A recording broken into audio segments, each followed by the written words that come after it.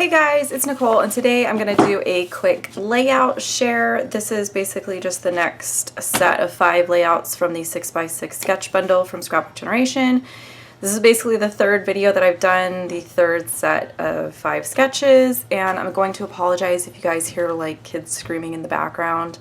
My daughter's having a sleepover right now, and I have like 5 minutes to kind of get this done, so I wanted to kind of get it done and chug along through my checklist and get back to editing and stuff. So with that being said, I'm going to go through them real quick. They all have a process video. So check the box below if you want to find a link specifically to it. If not, just go to my channel and it's probably the last 5 or 6 videos that are on there. So this was sketch number 11. I stuck pretty close to the sketch. Actually, it's been a while, so let me just double check. Yeah, so she had her clusters here and here. She did have some banners. I kind of skipped that, and then I ran into some issues with my Doodlebug pad. The papers weren't coming out, so I actually ended up cutting my layout like a 1/4 inch short, so that's why you can see like the ones behind it. I don't care. Once it's in an album, nobody will ever notice. I think my favorite part ended up just kind of being the subtle kind of details. So like there's some gold splatter, there's some rhinestones, and then I took those honeybee cloud dies that I showed you guys in a haul and I stitched around them, and that was kind of like my favorite part of the whole thing. So moving on to number 12, anytime in the past one of their kits or sketches has shown like tilted papers, I tend to straighten them, and this time I was like, no, just go ahead and do it. How bad can it possibly be? It took me 1 hour to get my papers on here, and I'm not even sure why it took me an hour, because if I was putting them on straight, it would not have taken me that long. So yeah, but I did it. I stuck to it. In the end, I think really I didn't need the one that was back here. There is one back here. So you could save yourself a sheet of paper if, you know, if your clusters and stuff ended up like mine. Which on, let me check, because like I said, some of these I've gotten behind. So some of these, the process videos have been up for a while.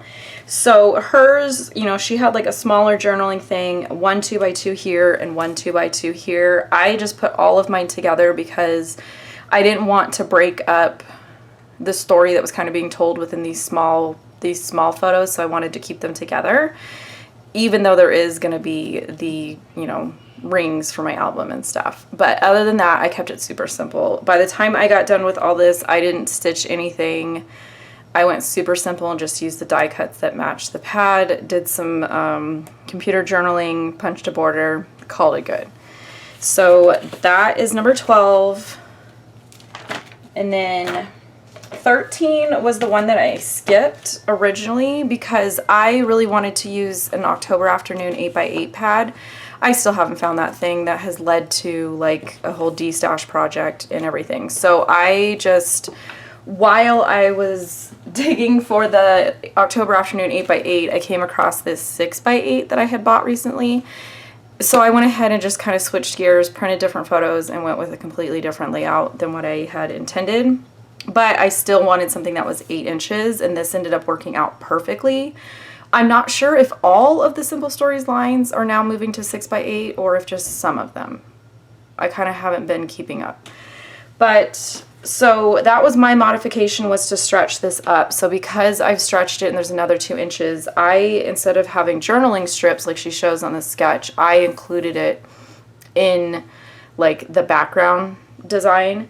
And then I stitched in the same spots that she has stitched. I just did like tone on tone, and then I did white on the multicolored pattern. And then I used the die cuts that went with it, and then I just used Distress Oxide to color some wood veneer and called it good. Kept it simple, but I think this was probably my favorite one out of all 5. And it was the last one that I did out of all 5. So then number 14 was the hexagon one, and I thought it would be easy to use the hexagon punch that I notch banners with. I didn't know that it would be such a struggle to line them up, and I talked about that in the process video, and I shared kind of what worked for me to line it up. When I did my setup video, I showed you guys that I did not have a 6x6 pad pulled and matched with it. I just had given myself a note that I wanted to use tone-on-tone patterns and kind of create like a rainbow effect in the background. So this was my solution. And then I just used like black cardstock that I used some white splatter on. I made some of my own pattern papers with some ink and some gold splatter, and then kept the embellishments super simple and just kind of relied on all the color to be my interest. So this one was 14, and then 15, I talked a lot about in the video just about keeping it simple. I kind of relied on just the detail work in the title, all the stitching on the triangles, and just kind of the fact that this was the last time that we got to go kind of do something fun with these specific friends and before they moved. So I kept everything simple. This one, however, I did modify the left side. The sketch shows layered triangles all going down the page. I don't particularly like triangles, and it does come up sometimes in their sketches, especially with Christmas trees. I have a friend that if she sees this video, she'll know exactly what I'm talking about. So my solution to sort of not like completely skip the triangle thing was to just cut 4 of them, put them together, and just kind of do this. And then in the sketch, the photos are more like whimsical and like clustered and like tilted, and then like stuff's tucked in. I just decided to keep it more linear to kind of go with how linear this side was. And that, you know, that was kind of it. So sometimes they're crazy embellished, lots of things going on, and then sometimes I like them to just be like this and just be kind of simple.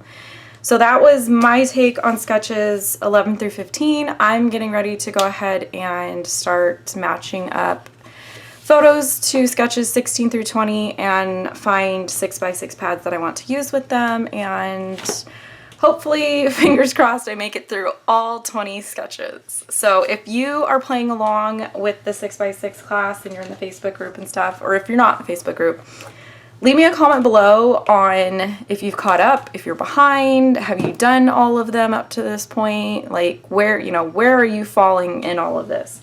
And then anybody that was asking me about, that they didn't get into the first group, she did just open up a second round.